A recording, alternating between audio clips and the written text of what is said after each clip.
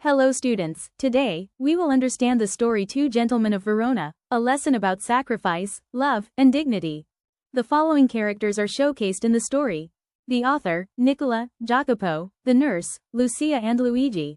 As the author and his driver were driving through the Alps, two young boys stopped their car on the outskirts of Verona to sell wild strawberries.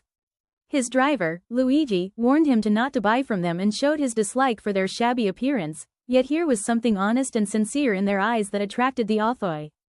They spoke to the boys and learnt that they were brothers, Nicola, who was 13, and Jacopo, who was nearly 12. They bought their biggest basket of strawberries and drove towards the city.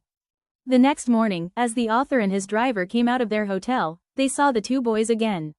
They were bent over shoeshine boxes near a fountain in the public square and were earning well. When their work slowed down, they went up to the boys. The boys greeted them. The author jokingly said that he thought that they sold fruits for a living.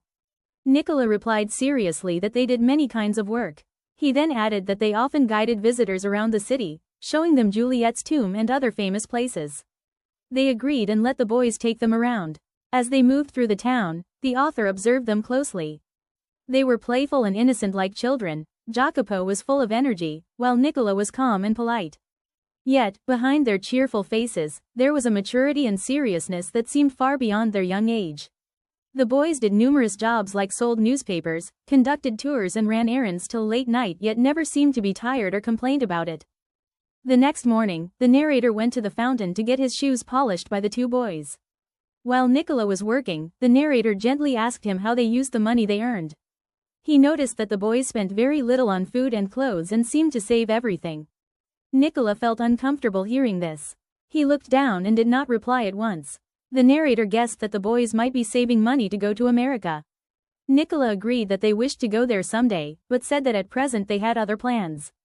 When asked about these plans, he avoided the question and answered quietly. Before leaving, the narrator kindly asked if there was anything he could do to help them. Nicola refused politely, but Jacopo suddenly spoke up. He explained that every Sunday they traveled to a village called Paletta, about 30 kilometers away, usually by hiring bicycles. He requested if the narrator could send them there in his car. The narrator agreed and decided that he would drive the boys to Paletta himself the next day. There was a moment of silence. Nicola looked angrily at his younger brother because he felt embarrassed. He said that they could not think of troubling the narrator. The narrator assured him that it would not be any trouble. After a moment, Nicola agreed unwillingly. The next afternoon, they drove to a small village. The narrator expected that the boys would be visiting a poor and simple house. However, following Jacopo's directions, the car stopped in front of a large villa with a red roof, surrounded by a high stone wall. The narrator was shocked and confused by what he saw. Before he could even react, the two boys quickly jumped out of the car. The boys told the narrator that they would not take much time. After a few minutes, the narrator's curiosity grew. He walked towards the building, found a small side entrance, and rang the bell firmly. Soon, a pleasant-looking woman opened the door. She was wearing a white uniform, and the narrator realized that she was a trained nurse. He told her that he had brought two small boys to the place. On hearing their names, the nurse smiled warmly and invited the narrator inside and offered to take him upstairs. The nurse led the narrator through a cool, tiled passage into the building, which had now become a hospital. She stopped at the door of a small room and silently asked him to look through the glass window. Inside, the two boys were sitting beside the bed of a young girl of about 20. She was resting and listening lovingly to their cheerful talk. Her gentle eyes and facial features showed clearly that she was their sister. The nurse softly asked the narrator if he would like to go inside, saying that Lucia would be happy to see him. However, the narrator quietly refused. He felt that he should not disturb such a warm and happy family moment.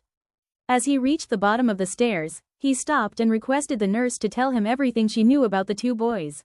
The nurse was ready to explain everything. She told the narrator that the boys were completely alone in the world, except for their sister Lucia.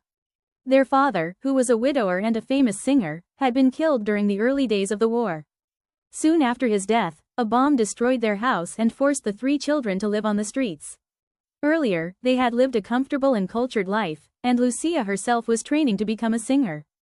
However, after losing their home, the children suffered greatly. They faced extreme hunger and had to struggle through the cold winter without proper shelter. She said that after the children lost their home, they lived for months in a small shelter made by themselves from broken ruins. Life was extremely hard. Later, when the Germans ruled the city for 3 years, the boys began to hate them and secretly joined the resistance movement. After the war finally ended and peace returned, the boys went back to their beloved sister Lucia. Sadly, they found that she was suffering from tuberculosis of the spine. The nurse paused for a moment and then said that the boys never gave up. They brought Lucia to the hospital and requested the doctors to treat her.